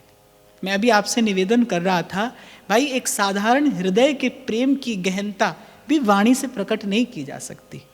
आपका बालक आपसे पूछे कि आप कितना प्रेम करते हैं, तो आप शब्द से बता नहीं सकते आप कितना प्रेम करते हैं। ये तो प्रेम के हृदय का प्रेम है, ये तो प्रेम के हृदय के उद्गार हैं, ये तो हितजू का हृदय है जो खोल दिया है महाप्रभु ने विठल दास जी के लिए इन 2 पत्रों में। महाप्रभु कह रहे हैं कि जब तुम्हारा पत्र आता है, जब तुम्हारा संदेश आता है, तो मेरी बुद्धि को इतनी शक्ति नाही जो कही सको, पर तो ही जानत हो, पर तो ही जानत हो। कहते हैं कि जब श्री हनुमान जी ने श्री जानकी जी को संदेशा दिया प्रभु का, तो श्री जानकी जी ने पूछा श्री हनुमान जी से कि क्या प्रभु भी मेरा स्मरण करते हैं? तो गोस्वामी जी 2 चौपाई लिखते हैं, अद्भुत है। तत्व प्रेम कर मम हरु तोरा, जानत प्रिया एक मन मोरा, सो मन रहत सदा तो ही पाही, जानत प्रीत रस इतने हूँ माही। और वस्तुतः इन 2 पंक्तियों का यदि कोई विस्तार करे तो शायद ठीक से कर ना पाए, शायद ठीक से कर ना पाए। तो महाप्रभु कह रहे हैं कि मेरी बुद्धि के पास वो सामर्थ्य नहीं कि मैं तुझे बता सकूं कि जब तेरा पत्र आता है, जब तेरा संदेश आता है, जब 2 शब्द आते हैं तेरी ओर से, तो मेरे हृदय को कितना आनंद होता है। पर महाप्रभु कह रहे पर तो ही जानत हूं, पर तुम जानते हो कि मैं तुमसे क्या कहना चाह रहा हूं। देखो, प्रेमी और प्रेमास्पद की बात या तो प्रेमी ही जानता है और या प्रेमास्पद ही उसका अनुभव कर सकता है। श्री मीरा जी कहती है ना, घायल की गति घायल जाने कै जिन घायल होई, और जौहरी की गति जौहरी जाने कै जिन जौहर हुई। जाने जो अनुभव करे और या जो देवनहार, जाने जो अनुभव करे या जो देवनहार। तो महाप्रभु ने कहा मैं कह नहीं सकता हूं मेरे हृदय में कैसा आनंद होता है, पर विठल दास तो जानत हूं। फिर कहते हैं श्री स्वामिनी जी तुम पर बहुत प्रसन्न हैं, हम कहाँ आशीर्वाद दे। श्री महाप्रभु ने कहा प्रिया जी तुम पर प्रसन्न है, अब बता तुझे और क्या दूं। और जैसे ये कहकर शिष्य को भरपूर कर दिया हो भीतर और बाहर से। देखो भाई, गुरुजन जब बोलते हैं तो न तो वो अनावश्यक बोलते हैं, न वो अनावश्यक बोलते हैं, और ना वो अनजान होकर बोलते हैं। जानकर, पहचान कर, समझ कर ही गुरु इस शब्द की शक्ति का प्रयोग करता है। जब महाप्रभु कह रहे हैं ना विठल दास से कि श्री स्वामिनी जी तुम पर बहुत प्रसन्न है, अर्थात दे दिया विठल दास जी को वो प्रियाजू की प्रसन्नता का प्रसाद। लेकिन देने की भी तो एक विधि होती है ना। एक होता है गर्व से माथा ऊंचा करके देना, जैसे संसार देता है फिर गाता है। पहले संसार देता है फिर गाता है, पर प्रेम ऐसे नहीं देता, प्रेम ऐसे नहीं देता। तेरे दरबार आला की निराली शान ये देखी, सखावत खुद तेरी गलियों के चक्कर काटती देखी। पसारा जिसने भी दामन तेरे दरबार आला में, तुझे देते नहीं देखा मगर झोली भरी देखी। क्योंकि स्वयं का परिचय प्रेम ने क्या दिया है, वृंदावन रजोप सेवी। महाप्रभु देते भी हैं तो कैसे कि खबर ना पड़े किसी को किसने दे दिया, किसने दे दिया। आपके मेरे जीवन में जो है वो सब हितजू का ही प्रसाद तो है, पर क्या आपने और मैंने कभी आंख से उन्हें देते देखा? नहीं, तुझे देते नहीं देखा मगर झोली भरी देखी। आपको देते तो नहीं देखा, पर आपसे जो मिला उसी से झोली भरी है। आज जीवन में जो है वो आप ही का दिया तो है। बस संसार के देने में और प्रभु के देने में यही भेद है। बहुत पहले मैंने कहीं पढ़ा था, बात तो बड़ी सीधी सी थी लेकिन अच्छी लगी। कहते थे मांगो उसी से जो दे खुशी से, पर कहे ना किसी से। और ऐसा तो केवल प्रभु ही देते हैं भाई, ऐसा केवल प्रभु ही देते हैं। यहां कह रहे हैं विठल दास जी से कि श्री स्वामिनी जी तुम पर बहुत प्रसन्न है। ये कहकर मानो प्रिया जी की प्रसन्नता का प्रसाद दे दिया, अब प्रिया जी तुम पर प्रसन्न ही हैं। और फिर कहते हैं हम कहाँ आशीर्वाद दें, हम यही आशीर्वाद देते हैं तिहारो आयुष बढ़ो, तिहारी सकल सुख संपत्ति बढ़ो, तिहारे मन को मनोरथ पूर्ण हो। आहा, फिर कहते हैं हम नेत्रन सुख देखें, हमारी भेंट यही है, यहाँ की काऊ बात की चिंता मत करो। और यहाँ पर आकर महाप्रभु कुछ ऐसी बात कहते हैं जहाँ रोम रोम महाप्रभु के श्री चरणों में नत हो जाता है। और यहाँ पर आकर मुझे लगता है हृदय हार देना पड़ता है इन चरणों में, जब महाप्रभु विठल दास जी से कहते हैं तेरी पहचान ते मोकु श्यामाजू बड़ो सुख देते हैं, यहाँ काऊ बात की चिंता मत करो। पहले कहा कि अरे मैं क्या आशीर्वाद दूं, तूने अपनी भावना से, तूने अपनी भाव सेवा से रिझा लिया है वृंदावनेश्वरी को, स्वामिनी तुझ पर वैसे ही प्रसन्न है, अब मैं तुझे क्या आशीर्वाद दूं। मुझे नहीं लगता भाई इसको निश्चित रूप से कोई मेरा पक्षपात भी समझ सकता है। सुनने वाला सोचेगा कि मैं अपने आचार्य का यश गा रहा हूं, पर मैं व्यासपीठ पर बैठा हूं और ये स्थान न तो पक्षपात के लिए है, न कुछ खंडन मंडन करने के लिए है, पर एक गुरु को ऐसी विनम्रता से विभूषित शायद इस संसार ने पहले नहीं देखा, शायद पहले कभी न देखा हो, और शायद फिर संसार कभी न देखे। मैं स्वीकार करता हूं अगर कोई इसको मेरा पक्षपात कहे तो मैं मानने को तैयार हूं, पर मुझे ऐसा लगता है भाई, पर मुझे ऐसा लगता है एक गुरु को ऐसी विनम्रता से विभूषित शायद इस संसार ने, इस लोक ने नहीं देखा होगा पहले कभी। गुरु अपने शिष्य से कह रहा है तेरी पहचानते मुकु श्यामाजू बड़ो सुख देते हैं, तेरी कृपा है मुझ पर श्री प्रिया जी, मुझे तेरी पहचान से, तेरे नाते से बड़ा सुख देती है, बड़ी कृपा करती है मुझ पर। विठल दास, स्वामिनी जी तुम पर प्रसन्न है, मैं तुझे क्या आशीर्वाद दूं, मेरे पास तुझे देने के लिए अब क्या है, तेरे पास प्रिया जी की प्रसन्नता रूपी प्रसाद पहले से है, सब कुछ दे रहे हैं, सब कुछ दे रहे हैं, देते चले जा रहे हैं, लेकिन कैसे, बस ऐसे, वृंदावन रजोप सेवी। इसीलिए आपको मैंने निवेदन किया भाई कि न तो किसी कुल में जन्म लेने से कोई श्रेष्ठ होता है, और न कोई पोथी पुस्तक का ज्ञान अपने मस्तक पर ढो लेने से कोई बड़ा बनता है। आचरण करो तीति आचार्य।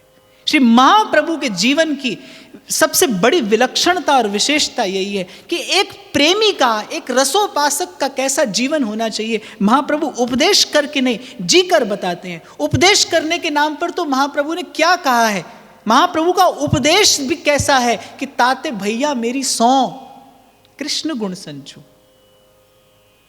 अरे गुरु तो बड़े कठोर शब्दों में आज्ञा देते भी सुने जाते हैं, और कभी कभी शिष्य केवल अपराध के भय से उस आज्ञा का पालन करते हैं। बस कभी कभी होता है गुरु कठोर होता है, बड़े कठोर शब्दों में आज्ञा देता है, और शिष्य भी केवल आज्ञा का पालन इसलिए करता है कि कहीं अपराध ना हो जाए। लेकिन इस संबंध में, ऐसी भावना में कहीं प्रेम और प्रीति का अभाव रहता है। पर महाप्रभु कैसे हैं, कह रहे अरे ताते भैया मेरी सौ, जैसे हाथ में हाथ लेकर किसी आत्मीय को कहते हो, अरे भाई तुझे मेरी सौगंध है, कृष्ण गुण संजू। मानुष को तन पाए भजो ब्रजनाथ को। अरे देव ऋषि व्यास शुकदास निज कहत सब, क्यों ना बिन कष्ट रस सिंधु को पीजिए, क्यों ना बिन कष्ट रस सिंधु को पीजिए।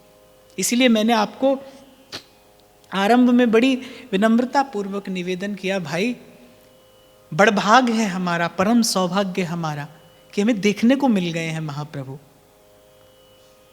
अभी आपको मुझे देखने को मिले हैं, कुछ ऐसा करना भाई, प्रयास करना, हारना नहीं, कि आज जो हमें देखने को मिला है उससे हम एक बार मिलकर भी देखें। इस जीवन में कभी आप और मैं भी कृपा का ये उत्सव मना सकें, कह सके कि हाँ हमें महाप्रभु मिले, जिन्होंने हमें प्यार करना सिखाया, हमें महाप्रभु मिले। और मुझे लगता है ये एक पंक्ति ऐसा रस का भंवर है कि कोई इस भाव में सदा सदा के लिए डूब जाए। अरे हम कहाँ आशीर्वाद दें, हम यही आशीर्वाद देते हैं कि तिहारो आयुष बढ़ो, दीर्घायु हो, तिहारी सकल सुख संपत्ति बढ़ो। श्री विठल दास जी की सुख संपत्ति क्या है? श्री प्रियालाल की सेवा, वही तो विठल दास जी की सुख संपत्ति है, वही उनका परम धन है। आप देखिए, बड़े कष्ट में, सांसारिक दृष्टि से, लौकिक दृष्टि से, आर्थिक दृष्टि से बड़े कष्ट में गृहस्थ जीवन का निर्वाह हो रहा था यहाँ वृंदावन में। राजा की नौकरी मिली, राजा के दीवान हुए हैं जाकर, राजा बड़ा आदर करता है विठल दास जी का, क्योंकि धर्मपरायण योग्य शूरवीर महापुरुष हैं। लेकिन उस स्थिति में भी घर की गृहस्थी की दशा वही बनी रही, क्योंकि सारा का सारा वेतन तो श्री विठल दास जी न्यौछावर करते थे श्री महाप्रभु जी के चरणामृत और प्रसाद पर। 4 अश्वारोही लगे हैं, 2 पहुंचते हैं फिर 2 चलते हैं, 2 पहुंचते हैं फिर 2 चलते हैं, कि श्री महाप्रभु का प्रसाद नित्य मिलता रहे। वो प्रसाद की कणिका, वो जो चरणामृत के 2 बिंदु हैं, जिनके पास हितजू के चरणों की चेतना है। जब विठल दास जी के हाथ पर आता था चरणामृत, तो उनको लगता था कि चरण छू लिए मैंने महाप्रभु के, श्री चरणों का दर्शन हो गया, श्री चरणों का दर्शन हो गया। और जब प्रसाद पाते हैं, जब श्री महाप्रभु जी का उच्छिष्ट पाते हैं, तो आत्मा पुष्ट हो जाती है, आत्मा पुष्ट हो जाती है। ये भाई प्रीत की रीत है। मैं बार बार कहता रहूंगा कि मैंने ये पत्र उठाकर, मैंने ये पत्र उठाकर और ये कहकर कि इसका कुछ चिंतन करते हैं, हो सकता है थोड़ी धृष्टता की हो, ये तो कहीं खो जाने, ये तो वो गली है जिसमें कोई सदा सदा के लिए खो जाए। जैसे कहीं मैंने पढ़ा था कि भगवान खोजने से नहीं, भगवान तो खो जाने से मिलते हैं। तो मुझे लगता है ये महाप्रभु के 2 पत्र एक ऐसी प्रेम की गली है जहां पर आप सदा सदा के लिए खो जाएं। तिहारो आयुष बढ़ो, चिरंजीव हो, दीर्घायु हो, तिहारी सकल सुख संपत्ति बढ़ो। और मैंने आपसे निवेदन किया ना, कहते जा रहे हैं और देते जा रहे हैं। कौन कह रहा है? कौन कह रहा है? प्रकट प्रेम विठल दास जी से कह रहा है, तिहारो आयुष बढ़ो, तिहारी सकल सुख संपत्ति बढ़ो। और फिर कहते तिहारे मन को मनोरथ पूर्ण हो। अर्थात मैं जानता हूं कि तुम्हारे मन की इच्छा क्या है, कि वृंदावनेश्वरी अपना चरण कमल तुम्हारे मस्तक पर पधराएं। और श्री महाप्रभु कहते हैं कि तिहारे मन को मनोरथ पूर्ण हो। मेरी ओर से श्री स्वामिनी जी के चरणों में यही विनती है, इसी जन्म में, इसी जीवन में, इसी नेत्रों से तुम्हें प्रियालाल की वो झांकी, वो छवि छटा देखने को मिले। श्री प्रिया जो अपना चरण कमल तुम्हारे मस्तक पर पधराएं, हम नेत्रन सुख देखें। जैसे यहाँ के रसिक संत गाते हैं ना, ये अभिलाष किशोरी मोरी, तुम लालन संग मुदित विराजो, मोहे करो मुख चंद्र चकोरी, ये अभिलाष लड़ती मोरी।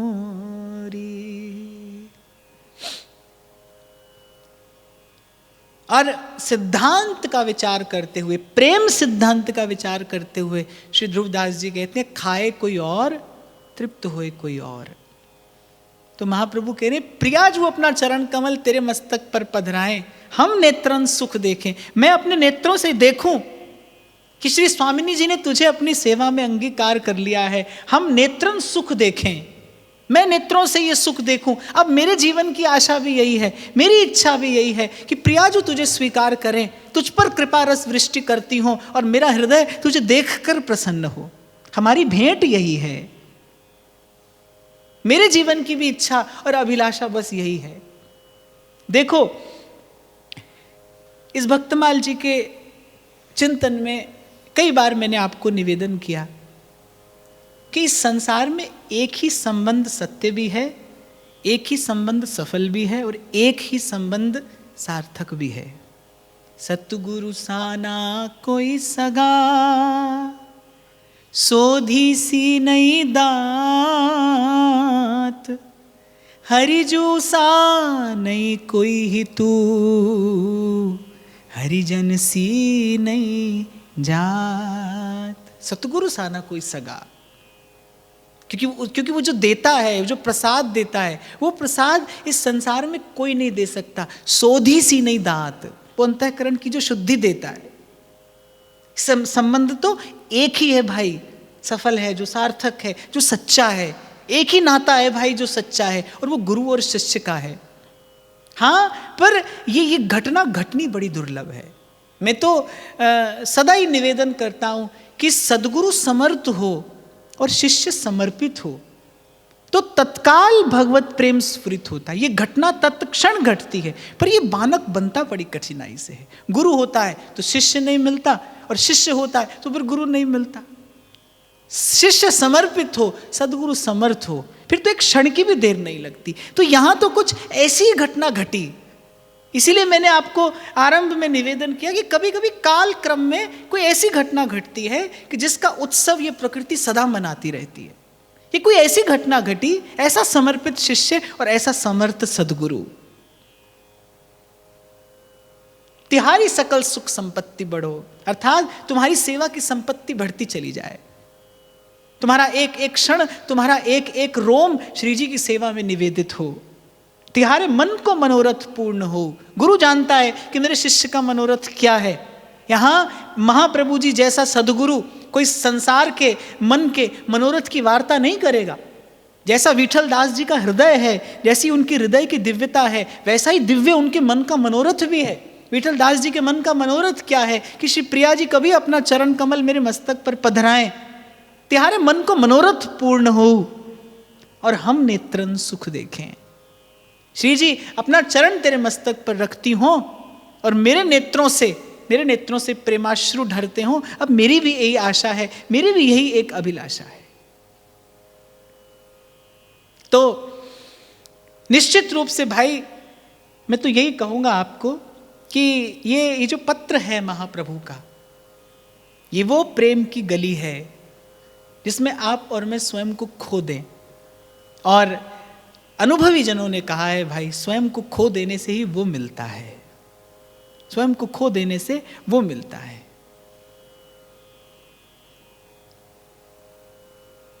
तो श्री महाप्रभु जी के श्री चरणों का और श्री विठल दास जी के हृदय के उस अद्भुत अनुपम अनुराग का स्मरण करते हुए, चिंतन करते हुए, शिष्य और गुरु दोनों के श्री चरणों में बार बार नमन करते हुए, वंदन करते हुए, श्री महाप्रभु की कृपा का आधार लेते हुए आज का ये भाव श्री महाप्रभु जी के श्री चरणों में निवेदन करते हैं। आगे की चर्चा कल करेंगे। आप सबके हृदयस्थ हित प्रभु को, प्रेम प्रभु को प्रणाम।